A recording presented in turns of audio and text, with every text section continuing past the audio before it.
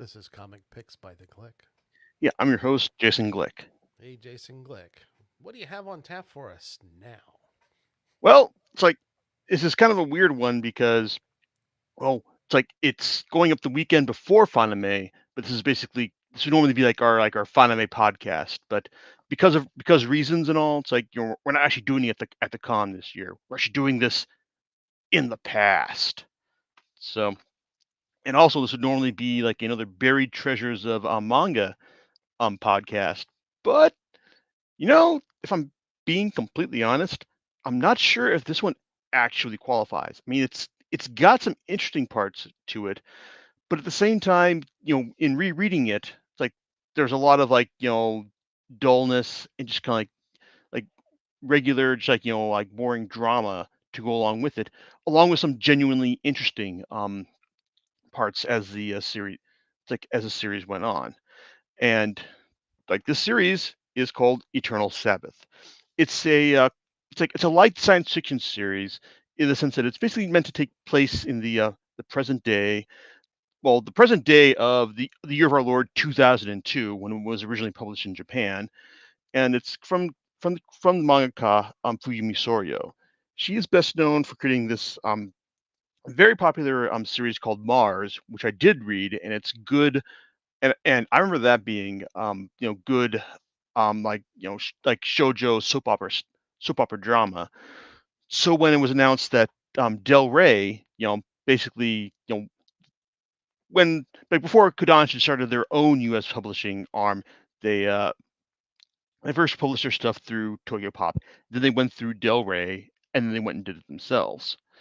So Eternal Sabbath has it's like was one of the series that was published through the times when they were being licensed by Del Rey, and it's clear that whoever wanted to publish this on the U.S. end was a fan of Mars because well every just about every volume has a from the creator of Mars. It's like bit on the cover, but as for what the series is actually about, well, it's about this guy named Shuro who we're introduced to in the first chapter, and we're told that he's basically a guy who can like see into and manipulate other people's minds.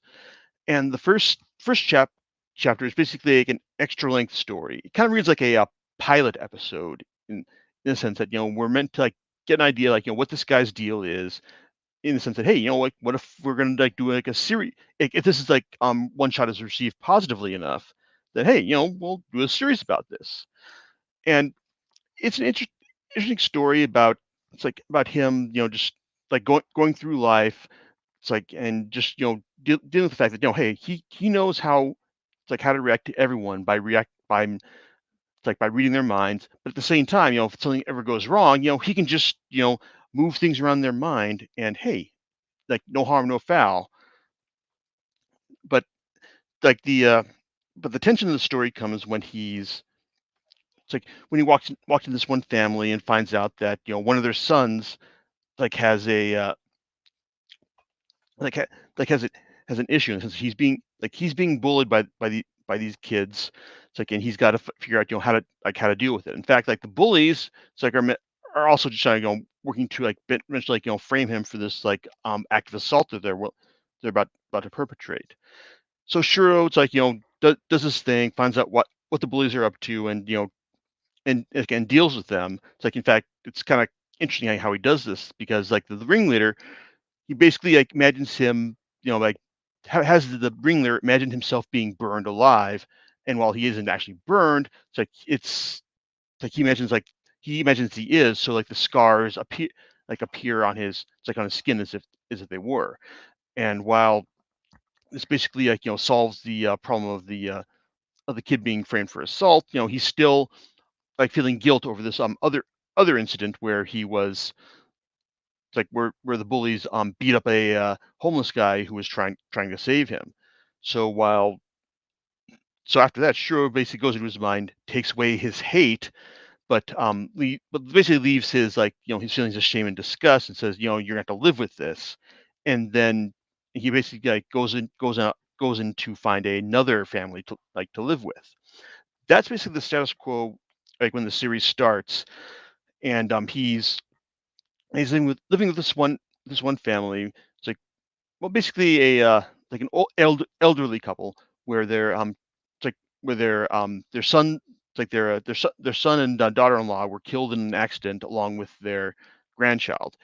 And Shuro is basically like walked into their life as Ryosuke Akiba, the grandchild, because he's basically rewired their minds to think that, oh, he's actually the kid. The kid actually survived, and he's been living with them all this time. And it's no harm, no foul. But at the same time, like the series also shifts perspective initially to this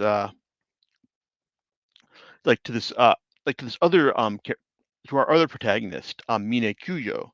She is a she is a like a brain researcher. Yeah, like there's a probably more scientific way to put this, but she's basically basically investigating how like how people's brains work. And like one in the case where like the kid imagined himself being burned alive from the initial chapter, that's something that she's like investigating as well. But it isn't until like a random occurrence when like she and her friend Kimiko are just walk it's like walking to lunch one day, and they see a guy just run up with a bat and just brain some dude on the middle of the street.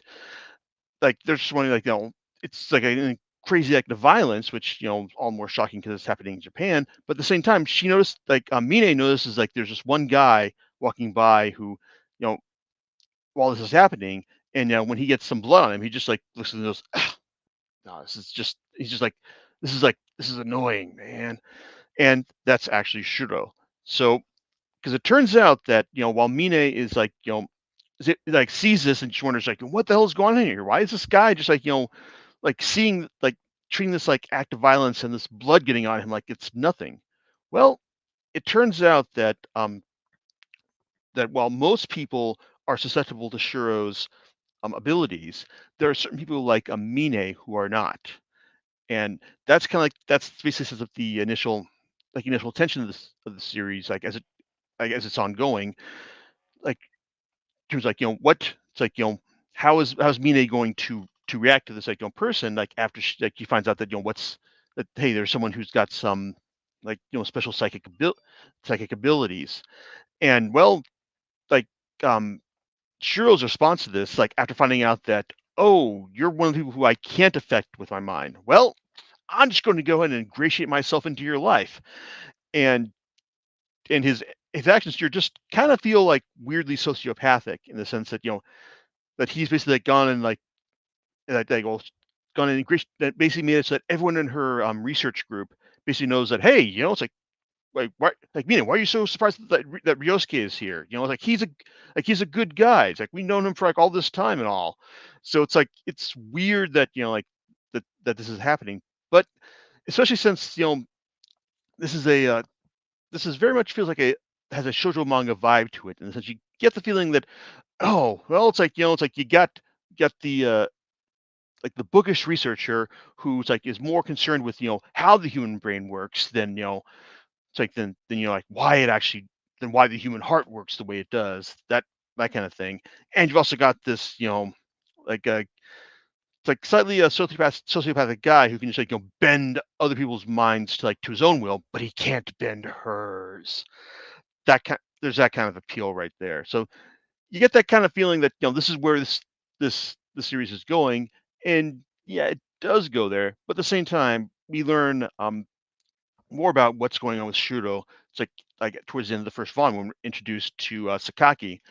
It's like a like a like an immunologist who worked on the it's like on the secret government like operation that basically like brought Shuro to life. Because as he tells it, like Shuro is basically an artificial human that was created after their research found a specific gene that basically like they believe was going to be the key to eternal life, what they call the eternal Sabbath.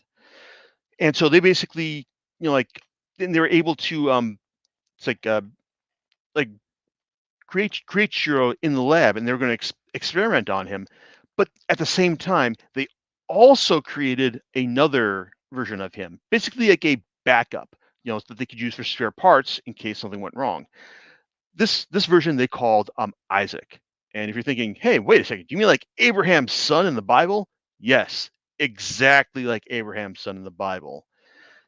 The thing is, though, is that while they were well aware of like the of Shuro's regenerative properties, they were not aware of his of his telepathic properties, and that turned out to be a big problem because eventually like it's like Isaac's the combination of Isaac's powers and Shuro's powers basically led to chaos in the lab and caused them to both and caused basically like everyone in the lab to like either die or go crazy, and eventually led to Isaac escaping along with Shuro.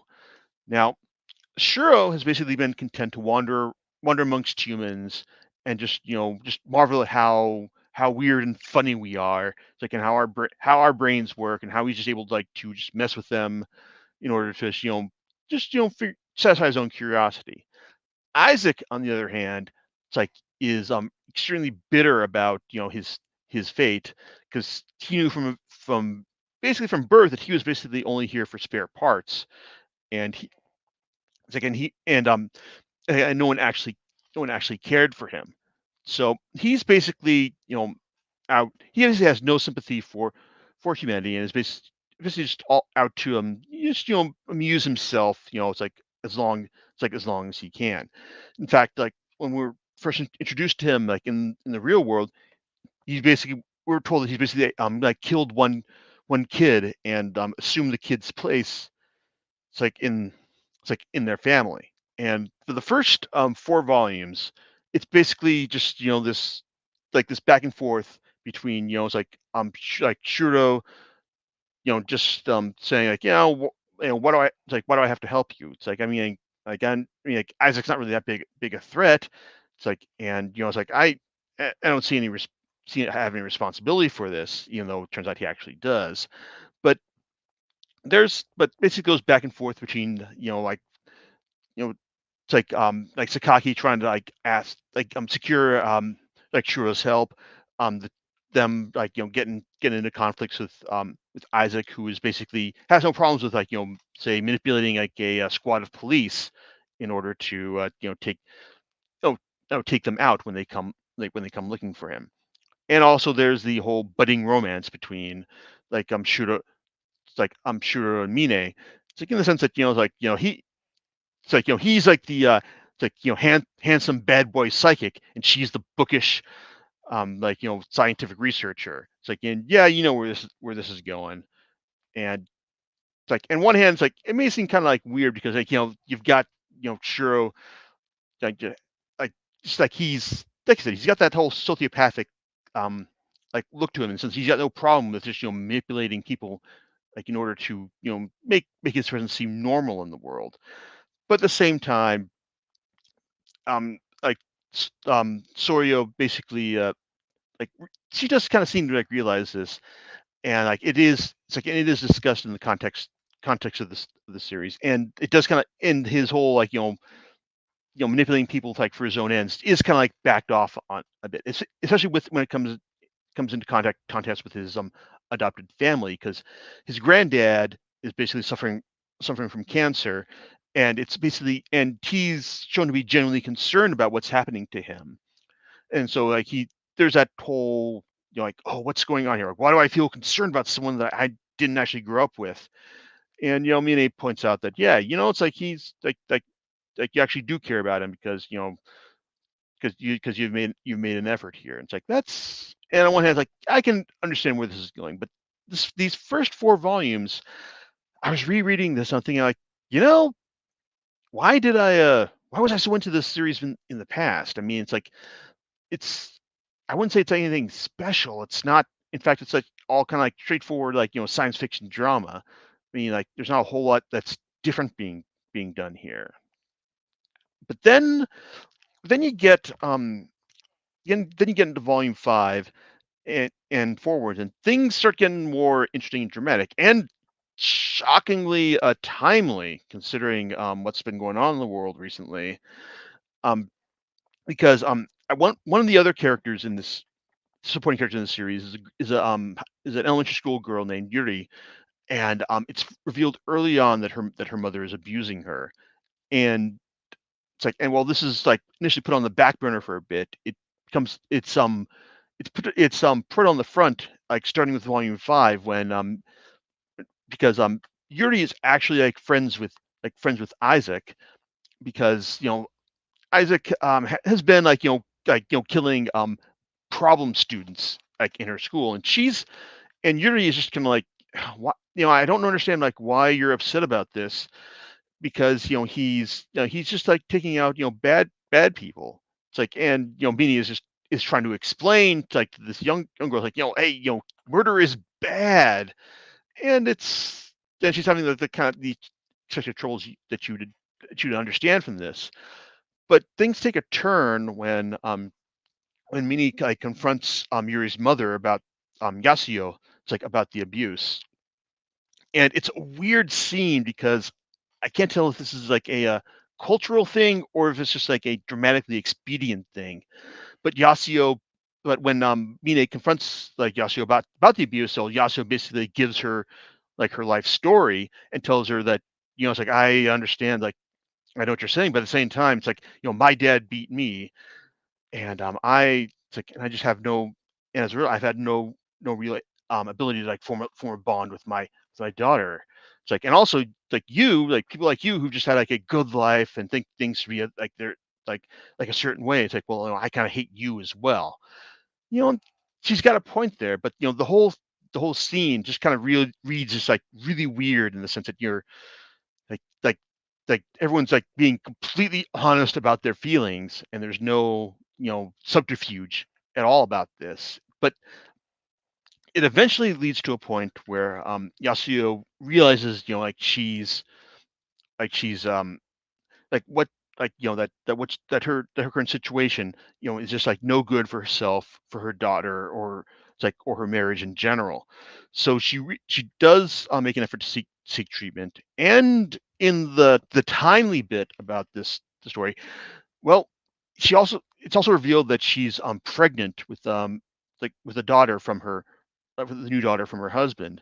But at the same time, she realizes that hey, if I am not a good mother right now, and if I, focus on giving birth to this new daughter, it's like there's no guarantee that it's like that I wouldn't make the same mistakes that I did, like with this new daughter that I did with Yuri. In fact, I need to focus on being a good mother to Yuri above all else. And you know what? I really can't argue with that logic right there. I mean, I know some people are going to have issue with like with her decision, because she basically does make a decision to get an abortion, and it's like, and that's it's a hard decision on her part, but at the same time, it's like, you understand that that she had the choice to make, and it was her, and like she did what she thought was going to be best for her family. Now, the interesting thing is that Isaac has been hovering around the edge of the story, like while Sakaki and Shiro like me did make an attempt to try and take him out early on. Isaac is also like has an effort to try and um like let people like just say do what they want, like when when he encountered Mine's friend Kimiko, and he uncovered like the hidden jealousy that was in her mind. Well, he just basically like turned Kimiko into like a knife wielding murderer. It's like at one point. Same goes for this one detective who is investigating a lot of the crimes like associated with with like Shura and Isaac's actions. When he finds out that, oh, this one guy who who killed like the detective's partner, like was going to get away with things again. Well, he just made it so that that like the detective was able to take things into his own hands. But so when he comes around to Yasuo, he figures, oh well, like Mine is sticking her nose into things again, and like, let's see what I can do here. It's like, oh, you did what? Now, it's probably worth noting that a kid who was who realized from the fact that he was from the day moment he was able to cogitate that he was meant to be spare parts. When he finds out that this woman decided to have an abortion, you can probably guess what it's like what his it's like what his instincts were. And that's where the series actually does some interesting stuff in the sense that I was not expect. In fact, I'd forgotten a lot about this series, before I started rereading it. And so once we found out, once I saw what Isaac was did here, I mean, it's on one hand, it's rough, but it's kind of like I was not expecting that. Oh, and I was also not expecting things to turn out the way they did with Yuri as well. And it's like, and then the way that things go when Mine, decides to like step things up when she finds that she's got the means to maybe take Isaac out, for good in the end.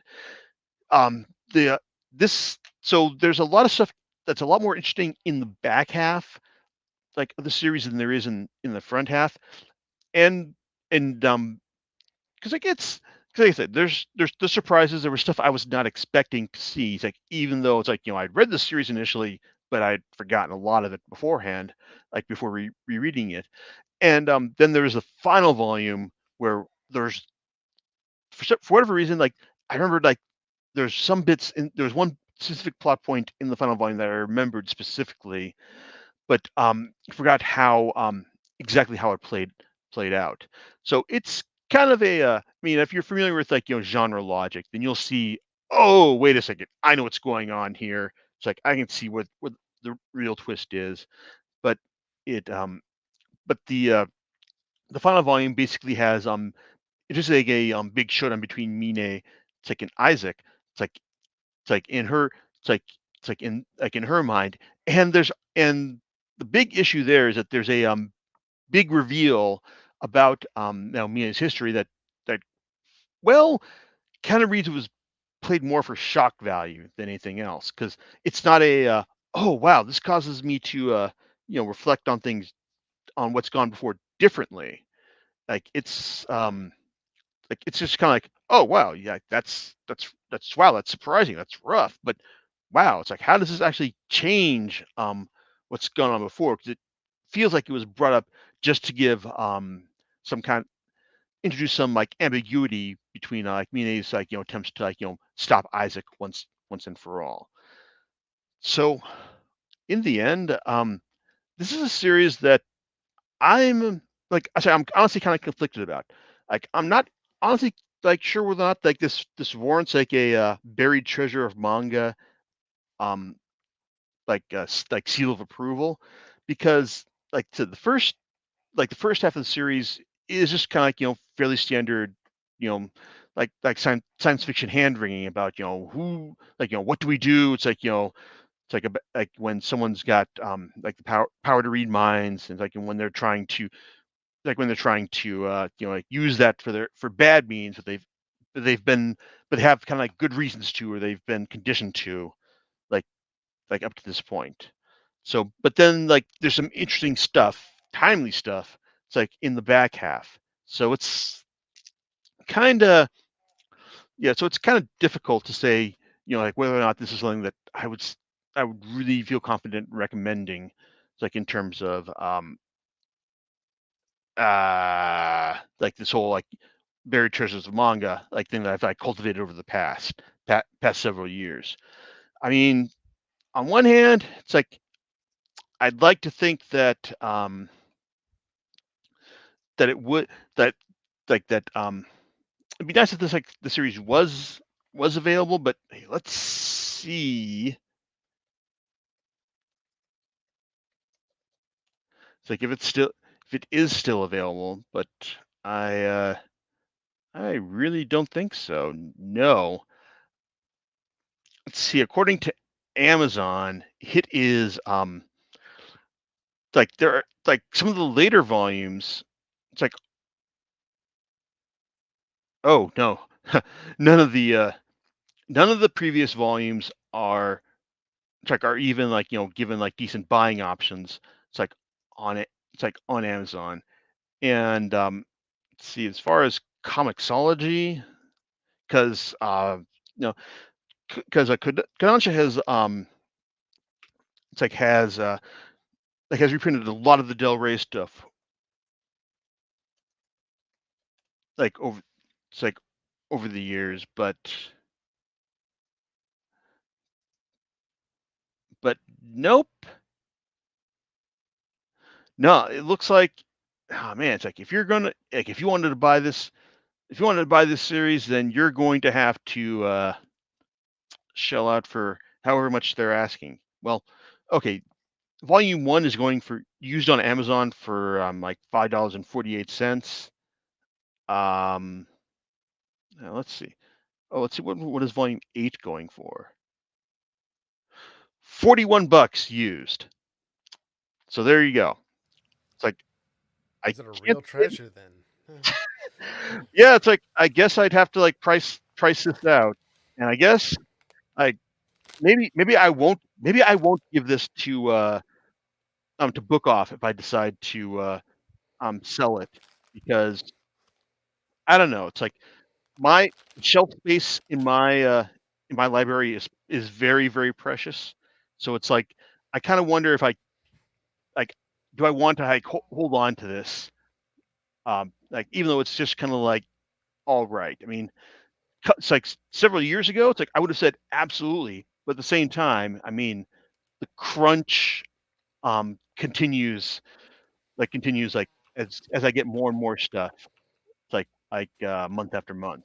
So it's so on one hand, like I'd like to say that the series is worth seeking out, but at the same time, I don't know. It's like I just can't quite say that you need to seek this out. I mean, it's not bad. I can definitely say that, but at the same time, I can understand why it hasn't been licensed rescued like after all these years. Okay. So, with all that said, then, what are you going to be talking about next time? Do you know? Oh man, well, I don't know exactly what I'm talking about next time. I mean, I've got the Breaking Case of Emergency podcast re-review of Sweet Tooth that I've had on my radar for a while. But I can tell you what I'm doing for the podcast after this, though. Okay. That is likely going to involve a return of our good friend Steve, as we talk about the like the resolution of the first arc of Chainsaw Man. So All right, then. that's like I said, that's podcast after next. Next time it's gonna be a surprise. A surprise. All right. And we'll catch you next time on Comic Picks by the Glick. All right, laters.